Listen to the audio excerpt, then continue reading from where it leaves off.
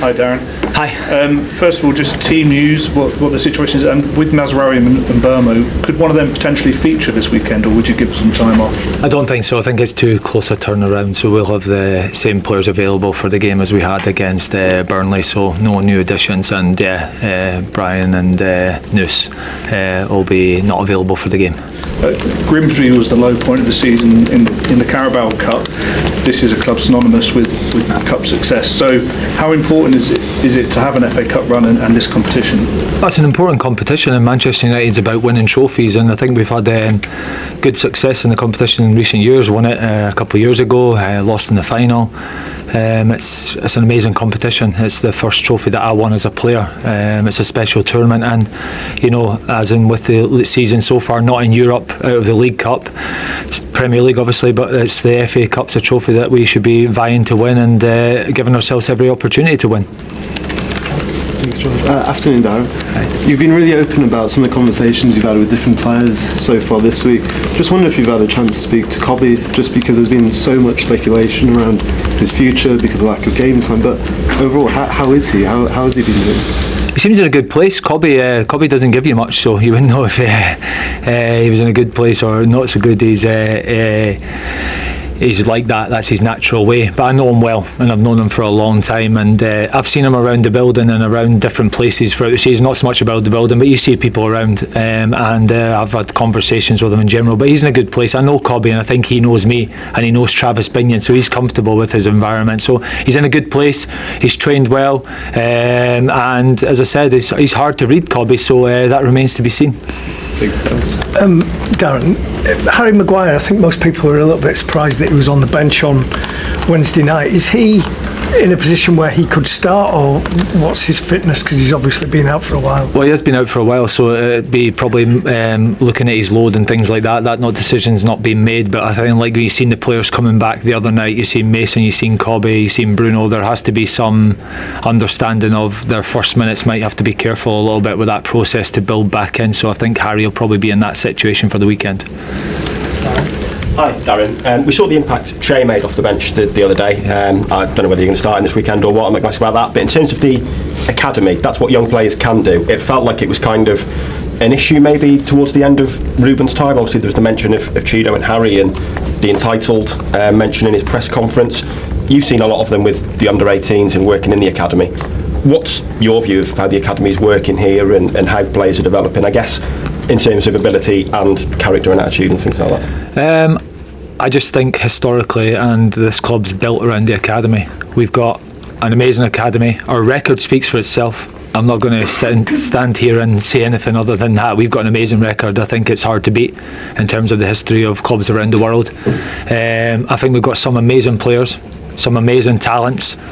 I think what I see is a lot of hard working, humble young players who ain't perfect because they're young and they're learning and have got a lot to do. I think we ask and expect too much of young people sometimes in society and in general, and that's not a criticism of anybody, that's just my beliefs. I think we have to let them learn, educate them, help them, understand they're going to make mistakes and they're going to do things that will frustrate you, but through time, with good guidance of coaches, family members, players in the first team squad, all of us play a part. That's our role, that's our jobs, of developing them to be Manchester United players and Manchester United people. So all I can say is my workings with those players as individuals and in general throughout the academy, I deal with hard-working, honest, coachable, super talented kids, and we've got a lot of talent in our academy, and hopefully they can showcase themselves like Shea did when he came on against Burnley and so close to scoring a fantastic goal. Darren, you were speaking on Wednesday night after the match about the fact that you're learning about the confidence levels of the players, particularly when it came to not holding on to that lead. What have you done this week to try and sort of restore that confidence? What techniques have you used? Is it meetings? Is it showing them videos of the past, or how have you tried to do that? Yeah, it's just feedback. It's just talking to them. It's just trying to paint the picture of what to expect, not to deal with this, how to deal with disappointments in games, how to see out different situations in games. It's been not a lot of time to practice it, so video.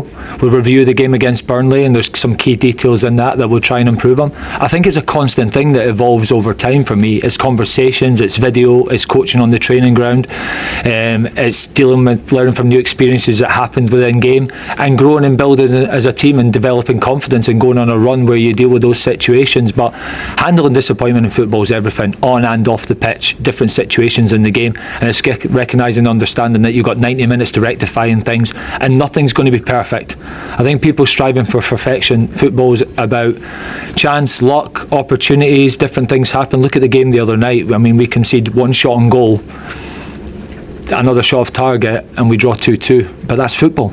We have a disallowed goal, which is unfortunate. Things happen in football, you've got to be able to deal with them constantly and just keep believing while there's 90 minutes on the clock that you can change it around. James? Darren, just going back to the Burnley game, there was an incident that was missed by the referee in the VAR where Kyle Walker stamped on Patrick Dorgu.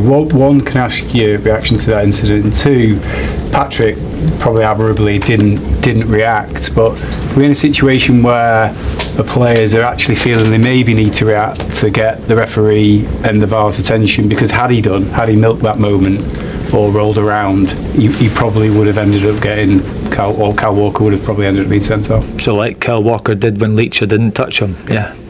That's sort of the territory we're getting into just now. But Patrick's such an honest guy, he's never going to do that. It didn't look great from Kyle Walker's point of view, but I like Kyle and I know him as a person, so I hope the intent was to get the ball.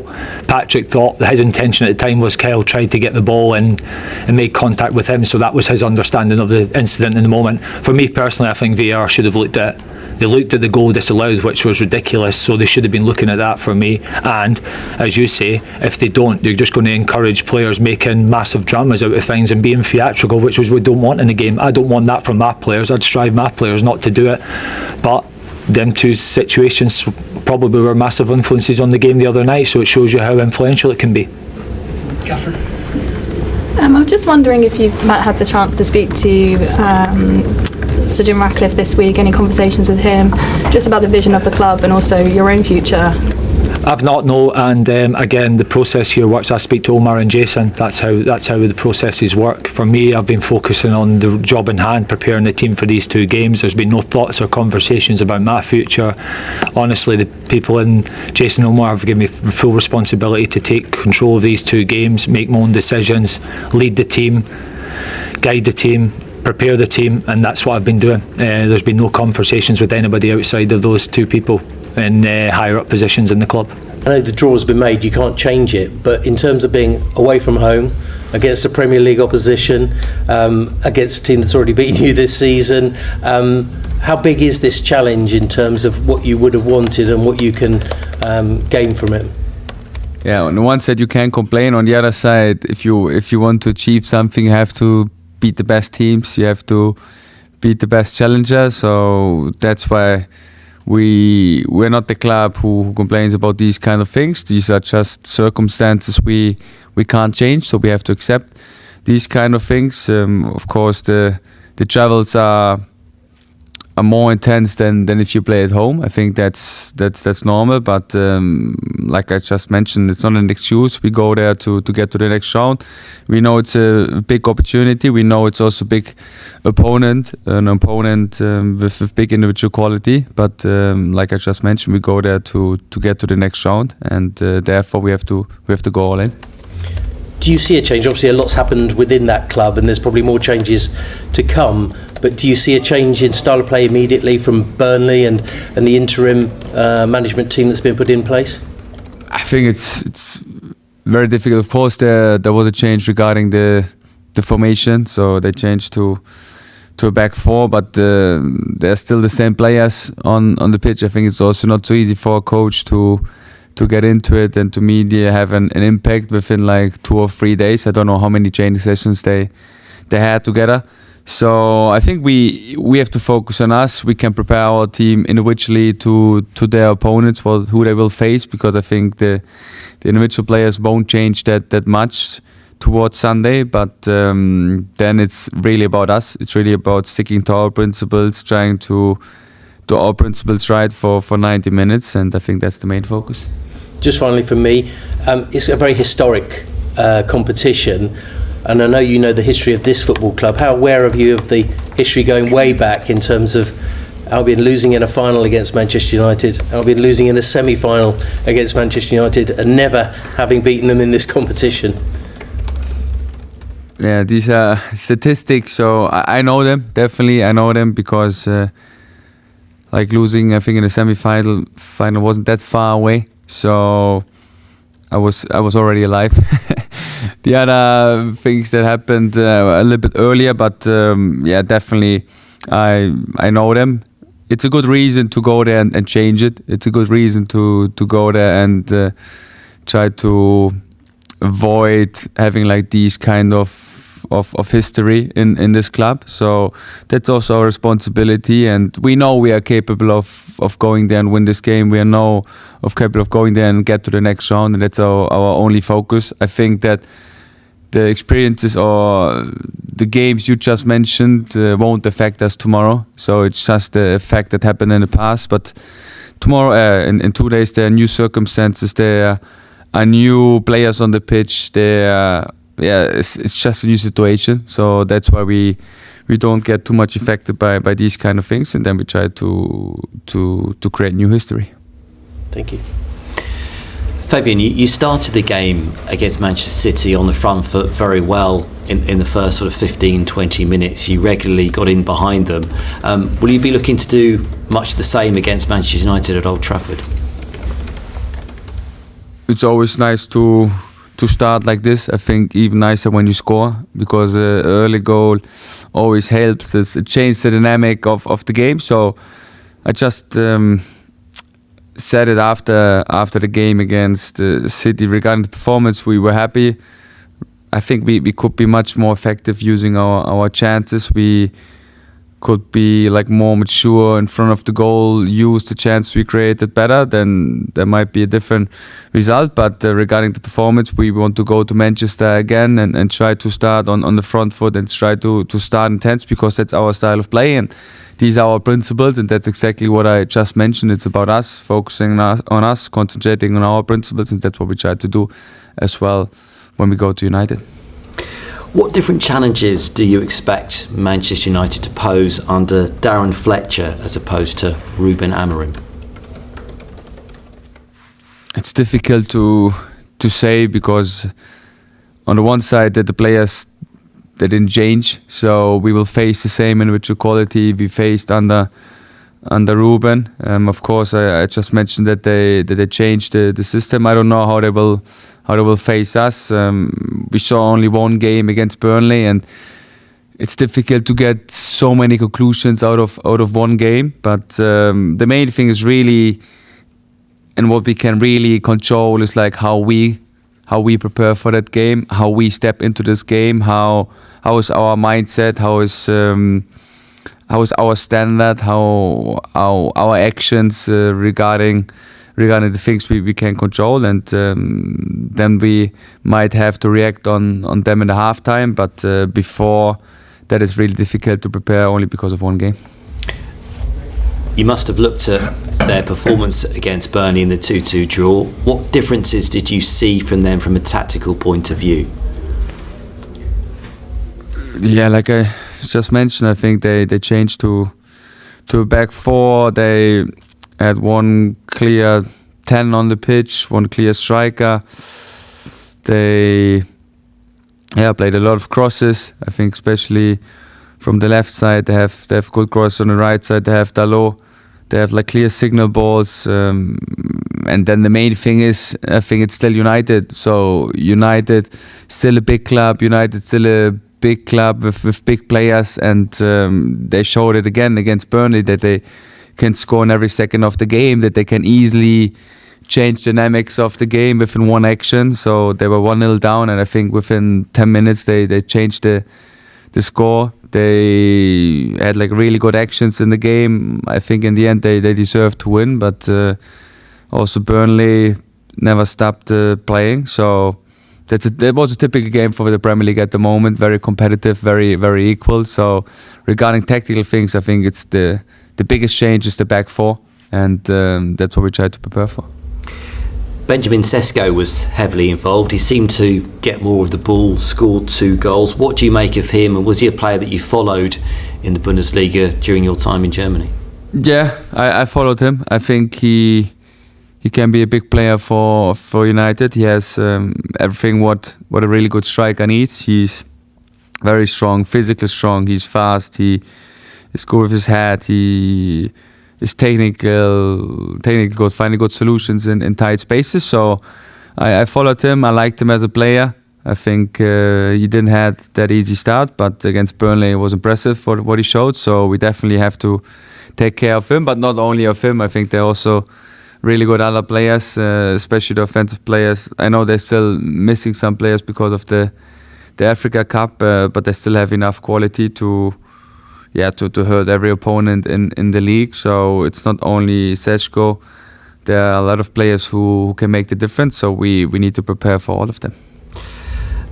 Tony Bloom set one of the targets for the season or generally at the beginning of the campaign. He said, brilliant to get back into Europe, and another ambition is to win a trophy. This is a great opportunity for Brighton to do that. How do you see it? Same, great opportunity, but we know that we need to be on the highest level, and it's really step by step, and we have to take the first step now, and then it's an ongoing competition, but the first step is always the most important, and therefore we try to go there and win it. But we know we need the best performance. We know we need to be on our highest level.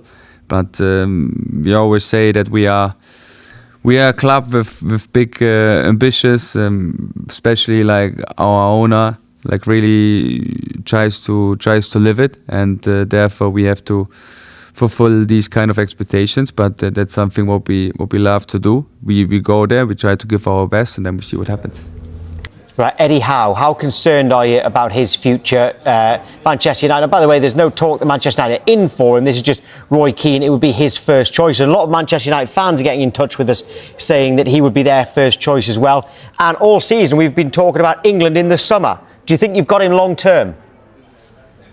Well, I'm not sure if we've got him long term, but I'm certainly not concerned about him going to Manchester United. I think by my count, including interim managers, I think Manchester United have had 5 managers since Eddie Howe has been at Newcastle. He's a manager who wants stability, he wants control. He actually wants to maybe be a little bit more like a throwback manager to a Ferguson or a Wenger. That's the reason where there's maybe been a little bit of friction between sporting directors and Eddie Howe over the last couple of years, because he wants to be involved in scouting and player development, academy development.